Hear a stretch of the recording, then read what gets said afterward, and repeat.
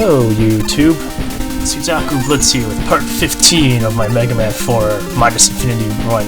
Today's episode we take on Wily 3, aka Wily's Labyrinth. And yeah, it's a labyrinth. It's a Magnet Man head, which is a compass unit. Hope you guys didn't mind the English from earlier. But yeah, this kind of tells you how big the map is. That Mega Man head is basically the size of one screen. So you're pretty much going through a lot of screens to get to where you need to go. Every single one of those glowy dots you saw was a boss room, but you might, if you were counting, you might have noticed there was 9. I'll go into a reason why there's 9 later. Hey, it's an Iceman head. So yeah, we're basically playing Legend of Zelda in Mega Man form, as you can probably tell based on the text coming around here right now. Yeah, we are playing Legend of Zelda in Mega Man form. Oh man, I also take quite a few wrong turns in here, so I probably could have shaved at least 1 or 2 minutes off my playtime on this, and if I was being a bit more reckless with the boss of this room, I probably could have gone through this a lot faster, but I was being kind of safe. As you might have noticed, based on the fact I'll just start screens and stuff and doing, hey, it's Flashman. Oh yeah, and just to add more, there are also warp zones, and they are one-directional warp zones. So you can, once you go through them one way, they'll warp you to somewhere else in the map, and you can't backtrack unless they're specifically designed to backtrack. But as you might have noticed, I don't have all my weapons back yet, as I mentioned in the previous episode. But that comes back, because you know, this is technically the capsule room. The capsule maze. That's probably the better way to describe it. So I'm just going to go ahead and blaze through this. I'm going to make explicit use of all my weapons just to get through everything as quickly as humanly possible.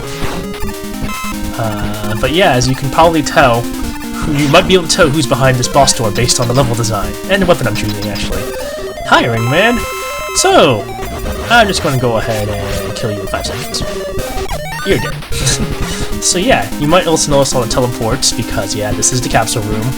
There is a teleport about 2 screens away from each boss door, and if you die, you do end up back in the center room, but if you do jump into the teleporter, it does unlock it for your teleporting pleasure, so it's very easy to get back to where you need to go. The problem is actually getting to where you need to go. And yes, frame slow down. There's a reason why this is a 16-minute video, and part of the reason is because of the fact I do get lost, and part of the reason is because of the fact this is a maze, and I do get lost.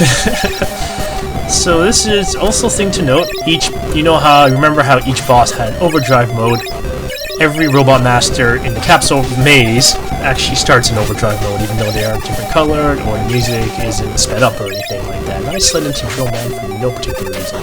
Don't want to get crushed there. Don't want to get crushed there either. One of my friends has let me know, Neo Kenshin, that apparently you can absolutely destroy the crap out of Drill Man if you use the Hell Wheel on his face. So, if you ever want to kill him quickly, just go Hell Wheel up to him and annihilate him as quickly as apparently Ringman dies.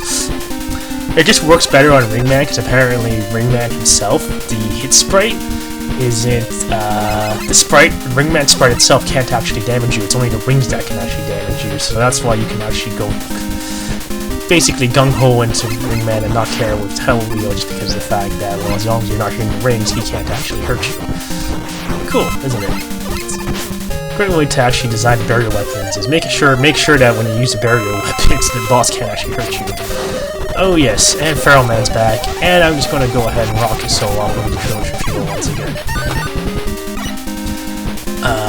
So moving right along, I think I now spend the next 2 minutes lost in space.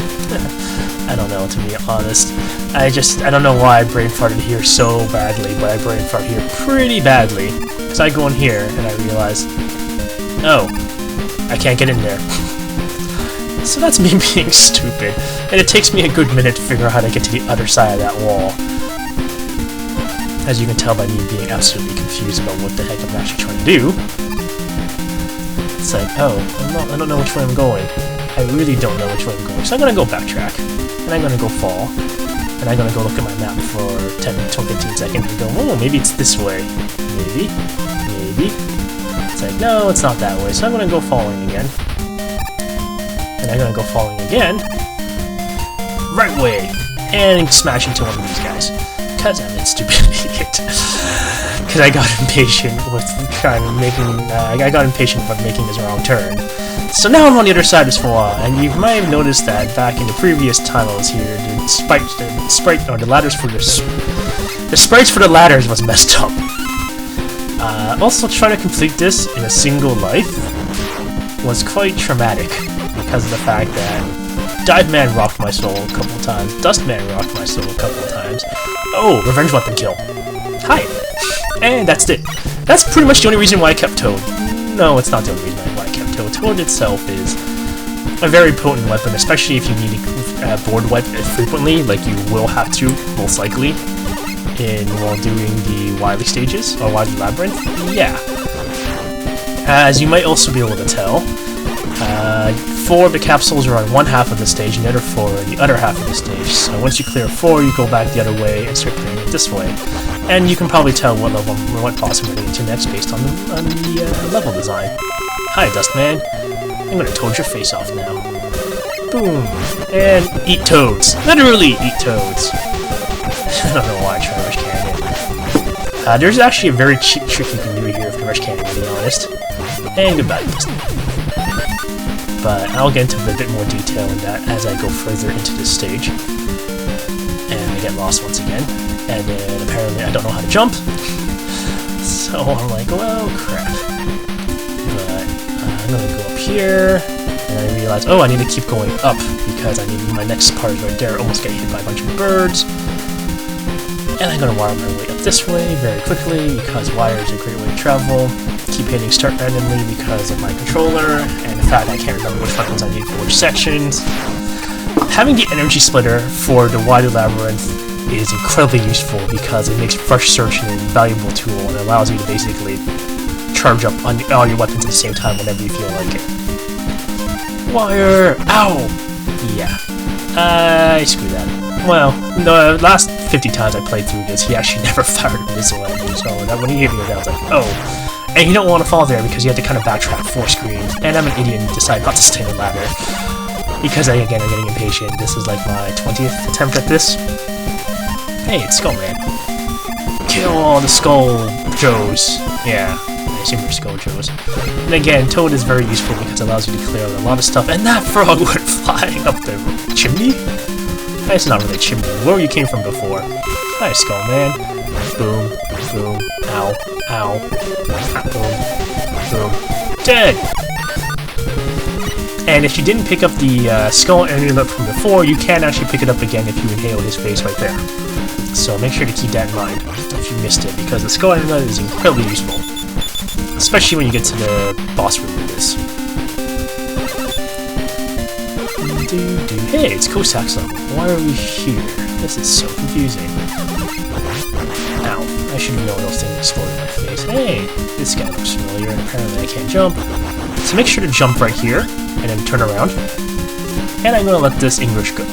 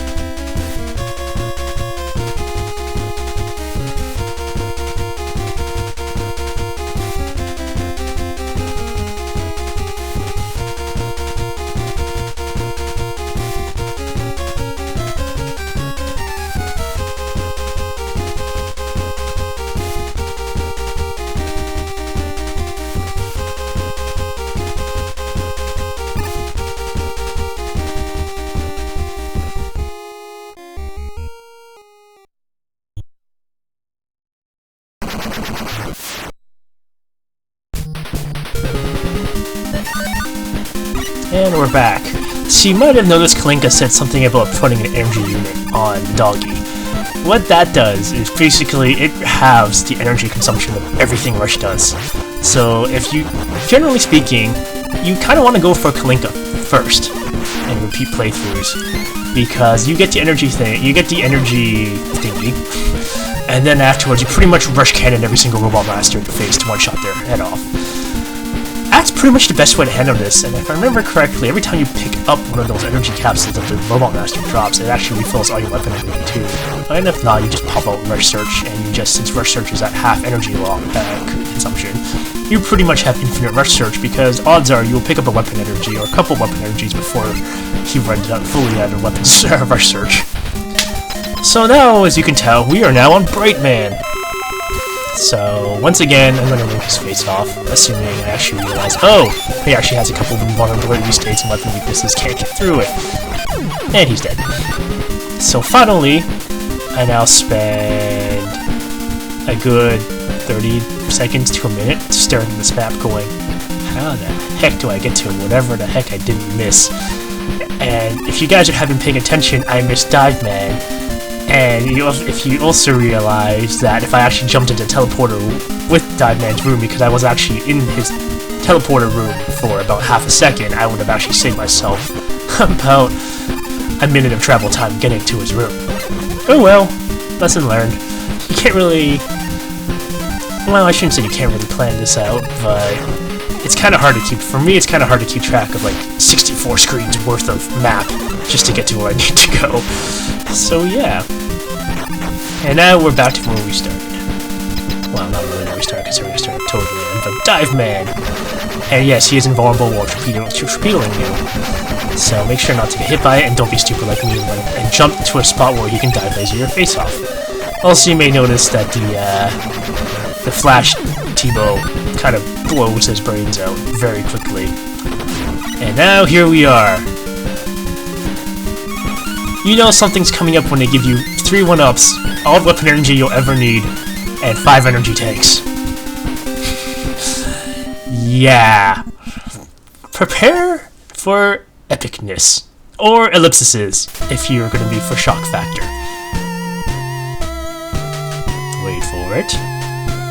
Wait for it. Hi, Wily, by the way.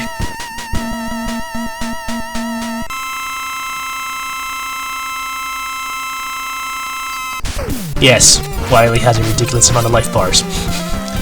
Every single pixel on that secondary life bar goes down by 1 every time you drain the original life bar. Thankfully, he is weak to everything known to man, so you can pretty much just keep pelting at him until he dies. Now, the pattern is he fires 4 arcing shots, and then he fires 4 straight shots directly at where Mega Man is at the point of shooting. So you kind of have to time your jumps really, really, really well to avoid getting hit by the straight shots. The arcing shots are easy to dodge. So you're going to be spending the majority of your E-tanks in the first phase of this fight. Yeah, there's more than one phase. What else is in the format of casting? And of course, the Wily ship absorbs everything, so you can't use like HCR Boomerang and just stick an HCR Boomerang on top of it until it dies almost instantly. And you can't use Flash T-Bow until and keep using the explosion on it to do repeated amounts of damage to it. So your best bet, in my opinion, is pretty much just stick with the Mega Buster and just let him have it, because he's almost down right here. And the music is great, by the way. Like, one of the best Wilys, well, best thieves in the game right here. And hey, it's Rush, so basically you can't actually use any of the Rush accessories here because Rush is on the screen, as I did talk about back in Cossack 4. Another alternative to beating Wily 1 is basically Rush Cannon him to death, but because I don't think Rush Cannon can one-shot the first form of this, to be honest, because he has so much life, you probably have to Rush Cannon him 4 times or 3 times to kill him. Because I think the Rush does like 128 damage, 128 pixels of damage, and Wily has like 900? I don't know, the Rush Cannon does a lot of damage, but I've never actually tried it. Now in Phase 2, Wily himself it's a very predictable pattern. He only has 4 attacks. The first is his little charging, disappearing block attack, which you can dispel by shooting the core out. The second is he charges you like so. The third is he fires those blue glowing homing missile things that die instantly to Toad, so it's a great way to handle it. And the fourth is when he shoots those little discus things into the sky, and they come down, and make a little horizontal explosion. The best way to dodge it is to actually sit underneath that fourth attack. The best way to dodge is underneath Rush, because he can't, Rush will actually absorb the shot and cause the horizontal things to not worry about you. And the easiest way I found to handle Wily, and the safest way is basically use any of your multi-directional shots and just shoot at his little glowy core at the bottom of his cockpit. So Dive Laser is great, or Water Cutter is great, HCR Boomerang is great, and even the Drill Torpedo is great for this, just because of the fact you can just stand underneath and just shoot straight up because it's got a 3-dimensional shot to it. Alternatively, the Ferro Shotgun is a great way to do it because you can stand on Rush, jump, and keep shooting the Ferro Shotgun, and it'll always generally hit Wily's core, and you're good to go. And that's Wily. Oh, you're not getting away, buddy. And no, he doesn't bug out this time either when you use Rain Flush, back in the original. My gosh, he stole my dog! See you next part.